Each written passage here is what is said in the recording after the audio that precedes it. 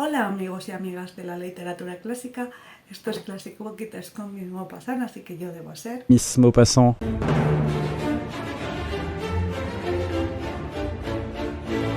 Día 5 de 5 de las celebraciones por el 5º aniversario del canal. En esta ocasión os traigo el último relato que tengo de Chekhov.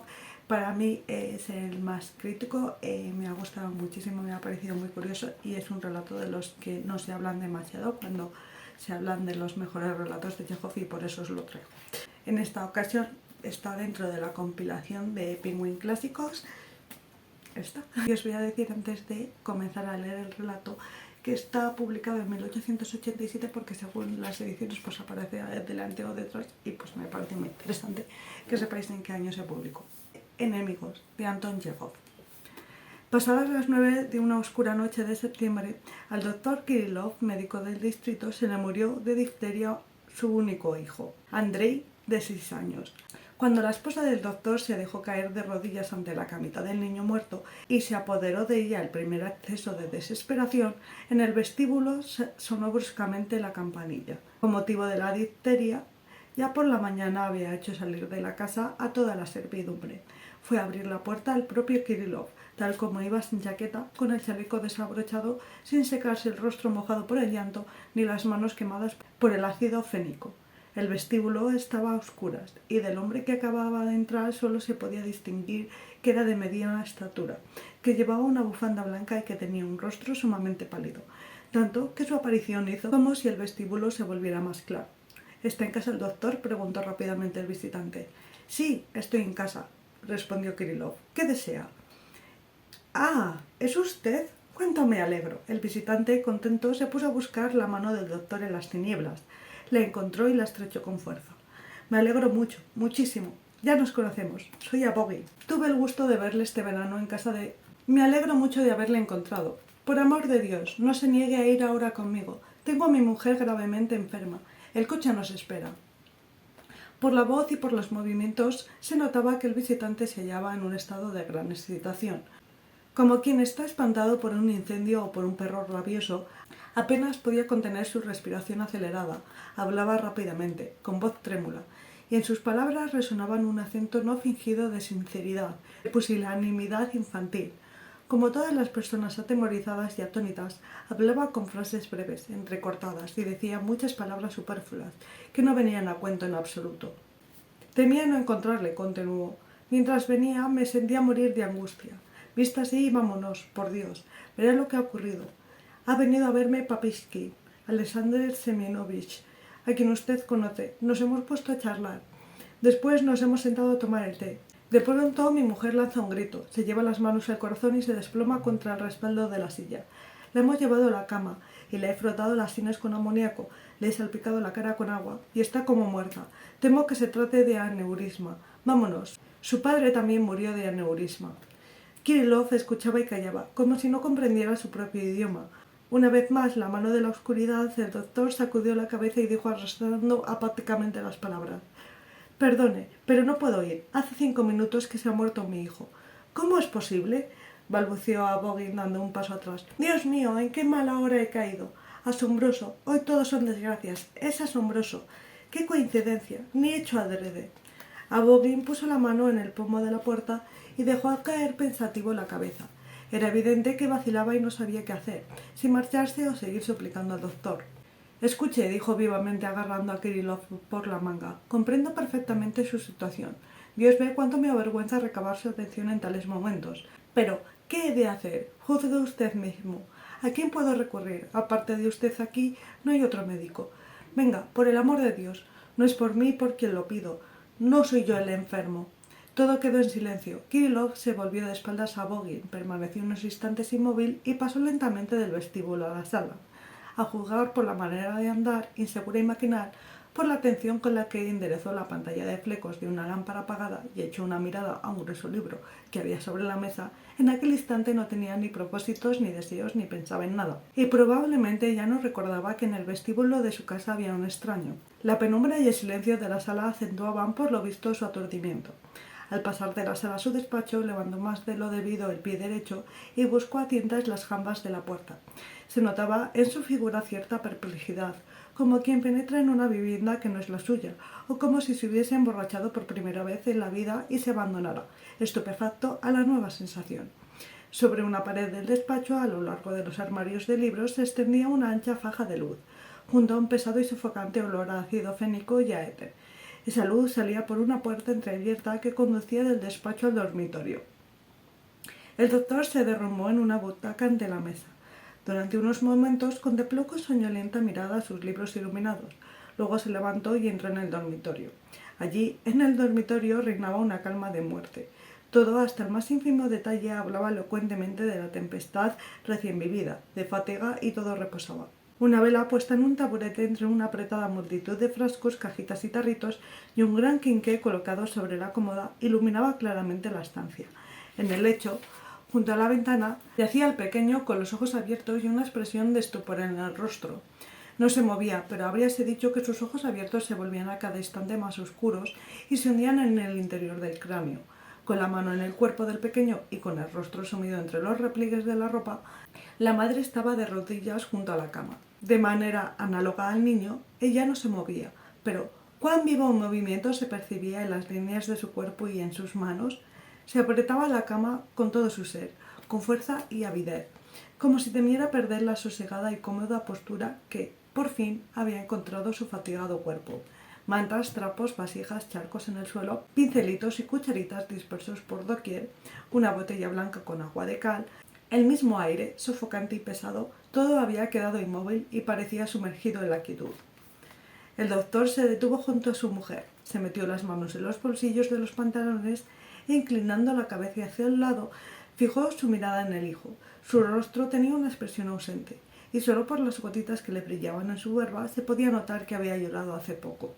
No se percibía en el dormitorio el horror repulsivo en el que se suele pensarse cuando se habla de la muerte, en la rigidez general, en la pose de la madre, en la indiferencia del rostro del doctor. Había algo de atrayente, de enternecedor, y era precisamente la fina hermosura, casi imperceptible, del dolor humano, hermosura que aún se tarda en comprender y descubrir y que, al parecer, solo la música sabe expresar.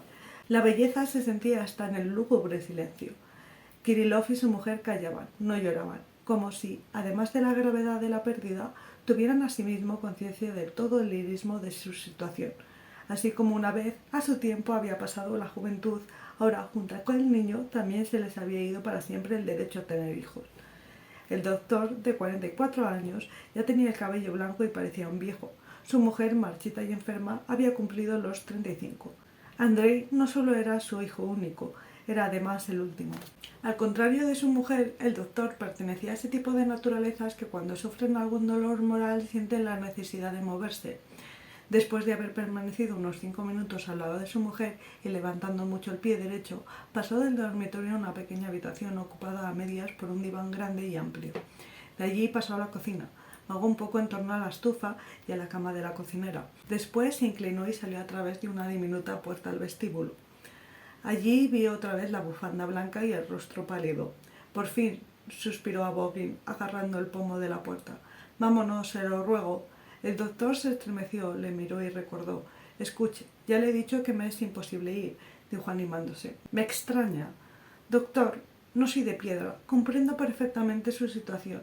Comparto su dolor», dijo en tono suplicante a Abogin, poniendo la mano en la bufanda. «Pero tenga en cuenta que no se lo pido por mí. Se está muriendo mi mujer. Si hubiera usted oído aquel grito, si hubiera visto la cara, comprendería mi insistencia».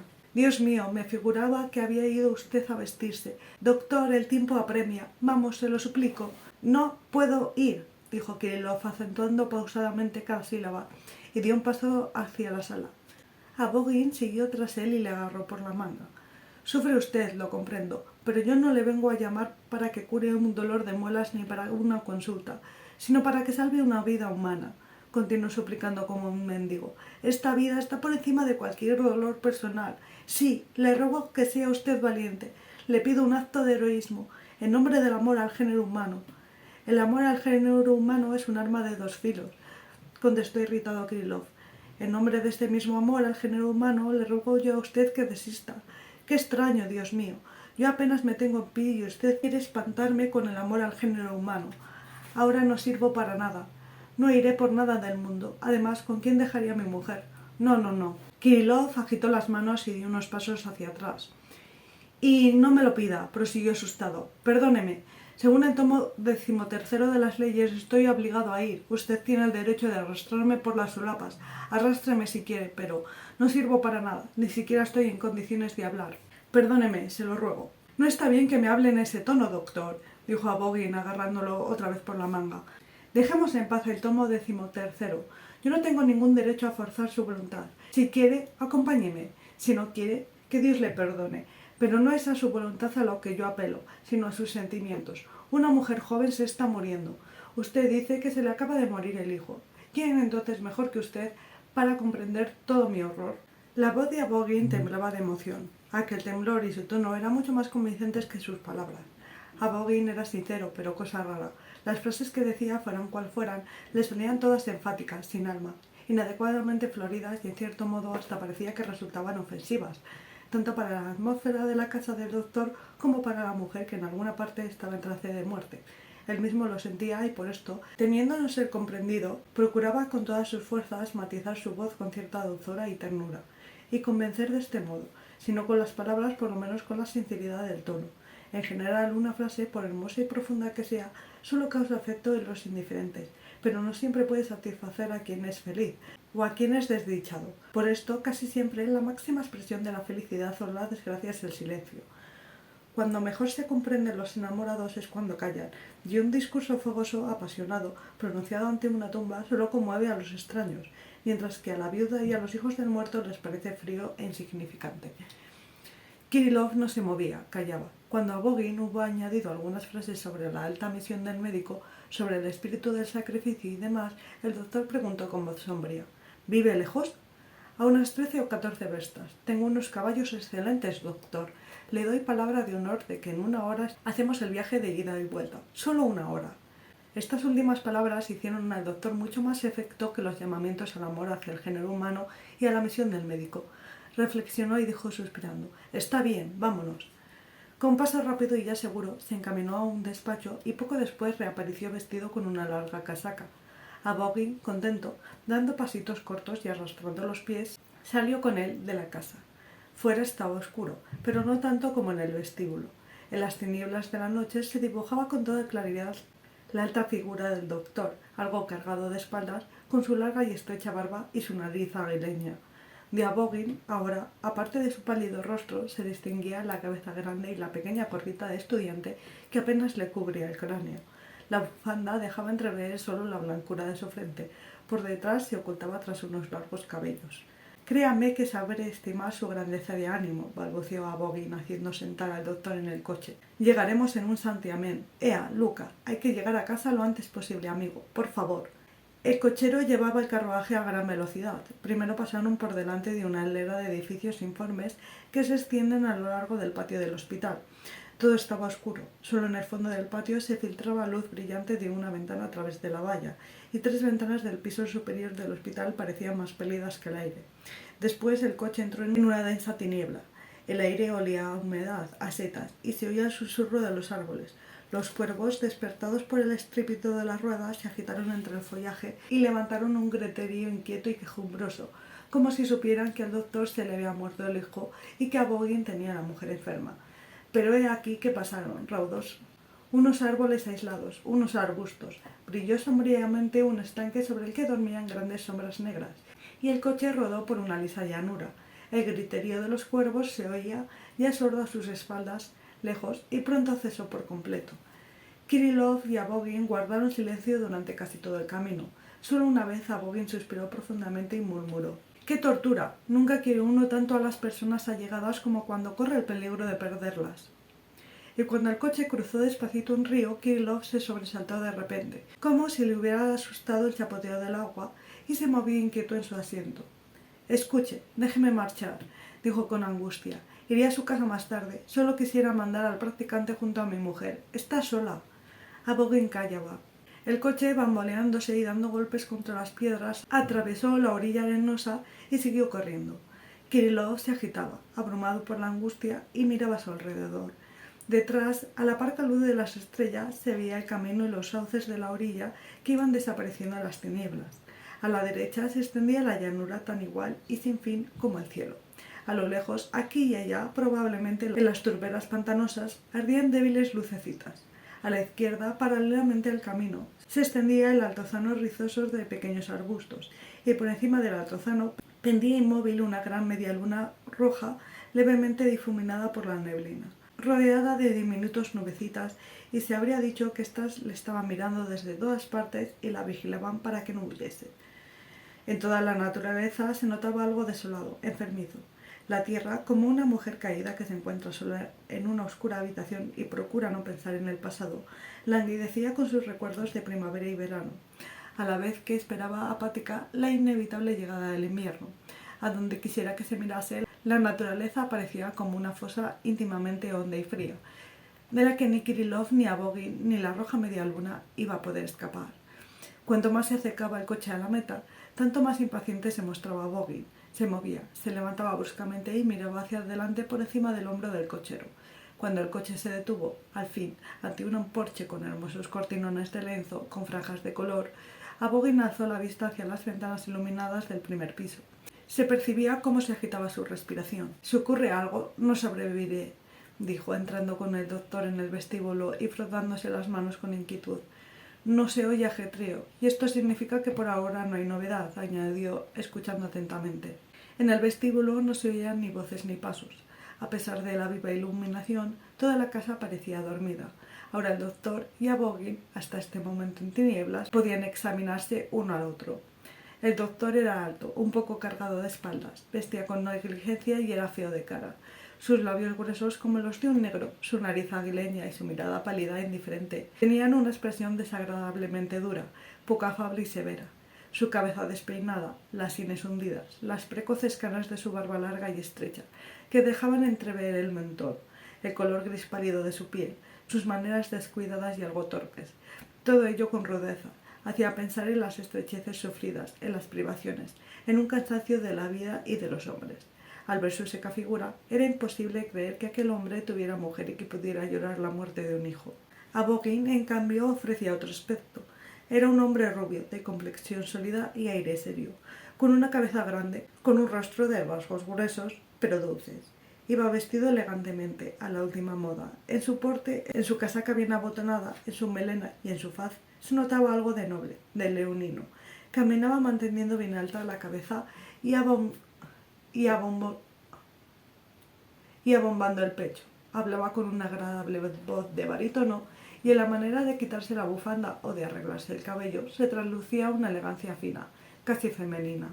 Ni siquiera la palidez ni el miedo infantil con que, al quitarse el abrigo, miraba hacia la parte alta de la escalera, menoscababan su porte, ni disminuían su aire de persona bien nutrida y sana, ni disminuían el aplomo que se desprendía de toda su figura. «No hay nadie y no se oye nada», dijo al subir la escalera.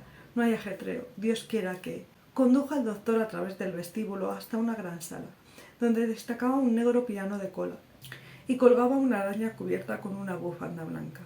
De allí pasaron los dos a una salita muy acogedora, sumida en una agradable penumbra rosácea. «Bueno, siéntese aquí un momento, doctor», dijo Abogin. «Yo enseguida vuelvo. Voy a ver qué pasa y anunciarle».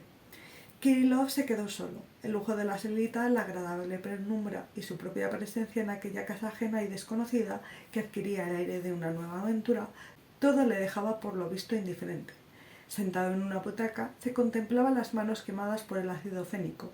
Solo de refilón vio una pantalla de color rojo vivo, el estuche de un violonchelo, y al dirigir una mirada fugaz hacia el lugar en el que se oía el tic-tac de un reloj, vio un lobo disecado, tan macizo y bien nutrido como el propio Abogin. Todo estaba quieto. En algún lugar, apartado de las estancias contiguas, alguien profirió un «ah» muy fuerte. Tintineó una puerta de cristales, probablemente de un armario, y de nuevo permaneció todo silencioso. Después de unos 5 minutos de espera, Kirillov dejó de contemplarse las manos y alzó los ojos hacia la puerta por la que había desaparecido Abogin. En el umbral de aquella puerta estaba Abogin, pero no era el que había salido. La expresión de persona bien nutrida y de fina elegancia había desaparecido. Sus rostros, sus manos y su pose se hallaban desfigurados por una repugnante expresión, que lo mismo podía ser de horror que de martirizante dolor físico. La nariz, los labios, el bigote, todos los rasgos se movían como si intentara desprenderse de su cara. Los ojos, en cambio, daban la impresión de reírse de dolor. Abogin avanzó con paso largo y pesado hasta la mitad de la salita. Se inclinó, lanzó un gemido y agitó los puños. Gritó acentuando en gran medida la sílaba ña. Me ha engañado, se ha ido, ha fingido estar enferma y me ha mandado a por el doctor solo para ir con ese payaso de Papchinki. ¡Dios mío! Abogin se dirigió pesadamente hacia el doctor, le acercó el rostro a los puños blancos y muelles y agitándolos siguió clamando. Se ha ido, me ha engañado. ¿Por qué me ha mentido de ese modo? Dios mío, ¿por qué ese truco sucio de Truán? ¿Por qué ese diabólico juego de serpiente? ¿Qué le he hecho yo? Se ha ido. Las lágrimas le brotaban de los ojos. Abogin dio media vuelta sobre un pie y se puso a caminar por la salita. Ahora, con su casaca corta, con sus estrechos pantalones a la moda, en los que las piernas parecían excesivamente delgadas en relación con el tronco, con su cabeza grande y su melena, se parecía en extremo un león. En el rostro indiferente del doctor brilló una chispa de curiosidad. Kirillov se levantó y fijó la mirada en Abogin. «Permítame, pero ¿dónde está la enferma?», preguntó. «La enferma», gritó Abogin riendo, llorando y agitando aún los puños. «No es una enferma, sino una maldita víbora. ¡Qué bajeza! Una infame así no lo habría ideado peor ni Satanás en persona. Me ha mandado a buscarle para poder huir, para escapar con aquel bufón, con aquel estúpido payaso, con aquel chulo. ¡Oh, Dios santo! Mejor sería que hubiera muerto. No lo voy a resistir, no lo resistiré». El doctor se irguió. Los ojos le empezaron a hacer guiños, se le llenaron de lágrimas. La estrecha barba comenzó a moverse a derecha e izquierda, junto con la mandíbula. «Permítame, ¿cómo es esto?», preguntó mirando a su alrededor con curiosidad. «Se ha muerto mi hijo. Tengo a mi mujer llena de angustia y completamente sola en casa. Yo apenas me sostengo en pie. 3 noches llevo sin dormir. ¿Y qué resulta? Me obligan a participar en la más vulgar de las comedias, a desempeñar un papel de comparsa. No lo comprendo». Abogin abrió uno de los puños, arrojó al suelo una notita arrugada y la pisoteó como si fuera un insecto al que se quiere aniquilar. «Y yo sin verlo, sin comprenderlo», dijo con los dientes apretados, agitando un puño cerca de su cara, con una expresión como si acabaran de pisarle un callo. «Yo sin darme cuenta de que venía todos los días y sin reparar en que hoy había venido en Berlina. ¿Por qué en Berlina? Y yo en la luna. Panoli». No comprendo», musitó el doctor. «¿Pero qué significa esto? Esto es sencillamente burlarse de una persona, hacer escarnio del sufrimiento humano. Es inconcebible. La primera vez en mi vida que veo algo parecido». Con la confusa expresión de perplejidad del hombre que acababa de darse cuenta que ha sido objeto de una grave ofensa, el doctor se encogió de hombros, abrió los brazos y sin saber qué decir ni qué hacer, se dejó caer extenuado en la butaca. «Bien, ha dejado de amarme, se ha enamorado de otro, que Dios la perdone. Pero ¿a qué este engaño? ¿Por qué esta puñalada traición?», decía con voz compunida Abogin. «¿Con qué propósito? ¿Y por qué motivo? ¿Qué le he hecho yo? Oiga, doctor», dijo con excitación acercándose a Kirillov, «usted ha sido testigo involuntario de mi desdicha, y no voy a disimularle nada. Le juro que yo amaba a esta mujer, la amaba con veneración, como un esclavo. Pero ella lo ha sacrificado todo. He reñido con mi familia, he abandonado mi empleo y la música. Le he perdonado lo que no habría sabido perdonar a mi madre o a una hermana. Ni una sola vez le he dirigido una mala mirada. No le he dado el menor motivo. ¿A qué viene pues esta mentira? No exijo amor, pero ¿por qué este vil engaño? ¿No me quieres? Pues dímelo con franqueza, honestamente, sobre todo conociendo como conoces mis ideas a ese respecto». Con lágrimas en los ojos, temblando de pies a cabeza, Abogin ponía su alma al desnudo ante el doctor, con toda sinceridad. Se desahogaba, apretando las 2 manos sobre el corazón. Descubría sus secretos familiares sin el menor escrúpulo y hasta parecía contento de que, por fin, esos secretos escaparan de su pecho.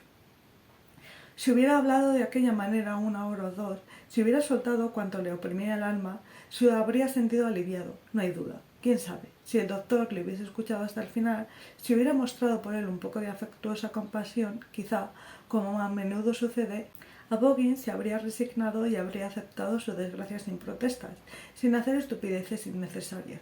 Pero sucedió de otro modo. Mientras Abogin hablaba, el agraviado doctor cambió visiblemente. La indiferencia y la sorpresa que se reflejaban en su semblante fueron cediendo, poco a poco, el lugar a una expresión de amarga ofensa, de indignación y cólera. Los rasgos de la cara se le volvieron aún más duros, más ásperos y desagradables. Cuando a Boggy le acercó a los ojos una fotografía de una mujer joven de rostro bello, pero seco e inexpresivo como el de una monja, y le preguntó si, mirando aquel rostro, era posible admitir que fuera capaz de reflejar la mentira, el doctor se levantó con rápido movimiento, le miró con ojos centelleantes y dijo, martillando con brusquedad cada una de las palabras: «¿Y a mí por qué me cuentas todo esto? No quiero escucharle, me niego», gritó dando un puñetazo en la mesa. «Para nada necesito yo sus triviales secretos. Al diablo con ellos. No tiene usted derecho a contarme estas estupideces. ¿Se figura quizá que no estoy bastante ofendido? ¿Soy yo acaso un lacayo a quien se puede agraviar cuando a uno le dé la gana?» Sí. Abogin retrocedió unos pasos y fijó en Kirillov su atónita mirada. «¿A qué me ha traído usted aquí?», preguntó el doctor agitando la barba. «¿Qué tengo yo que ver con su vida regalada? ¿Con que se haya usted casado por lo que sea y con que ahora se rasgue las vestiduras en este falso melodrama? ¿Qué me importan a mí sus novelones? Déjeme en paz. Dedíquese a su papel de noble propietario que explota a los campesinos pobres, blasone de tener ideas humanitarias, toque», el doctor lanzó una mirada de soslayo al estuche del violonchelo, «toque el contrabajo y el trombón, engorde como los capones, pero no se burle de las personas. Si no sabe respetarlas, por lo menos líbrelas usted de su atención». «Permíteme, ¿qué significa todo esto?», preguntó Abogin enrojeciendo.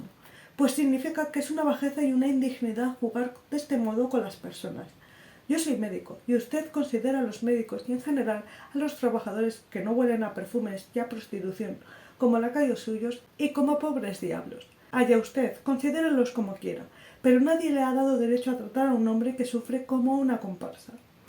«¿Cómo se atreve usted a decirme estas cosas?», preguntó bajito a Abogin, cuyo rostro empezó a contraerse otra vez, y ahora evidentemente de cólera. «Sí, y cómo usted, conociendo mi desgracia, se ha atrevido a conducirme aquí para escuchar semejantes majaderías», gritó el doctor, y volvió a dar un puñetazo en la mesa. «¿Quién le ha dado derecho a mofarse del dolor ajeno?». «Usted se ha vuelto loco», gritó Abogin. «No es nada generoso de su parte. Yo soy tan desgraciado Dice desgraciado», el doctor sonrió desdeñosamente. «Deje esta palabra, a usted no le concierne. Los granujas a los que ya no les prestan dinero dicen que son desgraciados. El capón que se ahoga en su propia grasa también es desdichado. Seres despreciables». «Señor mío, usted no sabe lo que se dice», chilló Abogin. «Por tales palabras a uno le rompen la cara, ¿comprende?». Abogin se metió apresuradamente la mano en el bolsillo, sacó la cartera, cogió 2 billetes y los arrojó sobre la mesa. «Aquí tiene usted por la visita», dijo moviendo las aletas de la nariz. «Ya está pagado». «No tiene usted derecho a ofrecerme dinero», gritó el doctor, arrojando de un manotazo los billetes de la mesa al suelo. «Las ofensas no se pagan con dinero». Abogin y el doctor estaban cara a cara y, llevados por la ira, seguían infligiéndose uno al otro inmerecidas ofensas. Quizá nunca, en su vida entera, ni siquiera delirando, habían dicho tantas cosas injustas, crueles y absurdas. En ambos se dejaba sentir con fuerza el egoísmo de los desdichados. Los desgraciados son egoístas, malvados, injustos, crueles y menos capaces de comprenderse entre sí que los tontos. La desgracia que no une, sino que separa a los hombres, e incluso en aquellos casos en que, al parecer, los seres humanos deberían estar ligados por un dolor análogo, se cometen muchas más injusticias y crueldades que entre gentes relativamente satisfechas. «Mande que me lleven de vuelta a casa. Haga el favor», gritó el doctor sofocándose. Abogin tocó con brusquedad la campanilla. Cuando vio que nadie acudía a su llamada, volvió a tocar otra vez y arrojó airadamente la campanilla al suelo. Esta dio un golpe sordo contra la alfombra y produjo un gemido lastimero, casi agónico. Compareció un lacayo. «¿Dónde os habéis metido? ¡Mal rayo Esparta!», rugió el amo de la casa apretando los puños. «¿Dónde estabas tú ahora? Ve y di que acompañen a este señor en el coche y que enganchen para mí la berlina». «¡Alto!», gritó cuando el lacayo daba la vuelta para salir. «Que mañana no quede ni un solo traidor en casa. Todos a la calle. Tomaré gente nueva. ¡Canallas!». Mientras esperaban los carruajes, Abogin y el doctor callaban. El primero había recuperado ya la expresión de persona satisfecha y de elegancia exquisita. Caminaba por la salida meneando con gracia la cabeza y, por lo visto, ideando alguna. La cólera aún no se había desvanecido, pero él se esforzaba por aparentar que ni se daba cuenta de la presencia de su enemigo. El doctor, en cambio, de pie, con una mano puesta en el borde de la mesa, contemplaba a Abogin con el desprecio profundo, algo cínico y feo, con el que saben mirar tan solo el dolor y la penuria cuando ven ante sí la saciedad y la elegancia. Cuando poco después el doctor subió al coche y emprendió la marcha, sus ojos aún conservaban su mirada de desprecio. Estaba oscuro, mucho más oscuro que una hora antes. La roja media luna se había escondido tras el altozano, y las nubes que la custodiaban se habían extendido como manchas oscuras junto a las estrellas. Una berlina con luces rojas se dejó ir por el camino y se adelantó al doctor. Era Boggin que iba a protestar, a hacer alguna tontería. Durante todo el camino el doctor no pensó en su mujer ni en Andrei, sino en Boggin y en las personas que vivían en la casa que acababa de abandonar. Sus pensamientos eran injustos e inhumanamente crueles. Condenaba a Boggin, a su mujer, a Pachinki y cuantos vivían en aquella penumbra rosada y olían a perfumes. Durante todo el camino sintió odio hacia ellos y desprecio, hasta tal punto que el corazón le hacía daño, y en su espíritu cristalizó una firme convicción acerca de tales gentes. Pasará el tiempo, pasará también el doctor Kirillov, pero esta convicción injusta, indigna de un corazón humano, no pasará, y permanecerá en el ánimo del doctor hasta la misma tumba. Fin del cuento. Que estos son los 5 cuentos que os he seleccionado por el 5º aniversario del canal. Espero que os haya gustado el vídeo, que os acerquéis si hace frío, que bebáis agüita, haga frío o calor, que leáis un poquito más de lo que podáis, que esperéis a que os lea El río del valle de Balzac, que en algún momento llegará, y que nos vemos en la próxima. Saludos.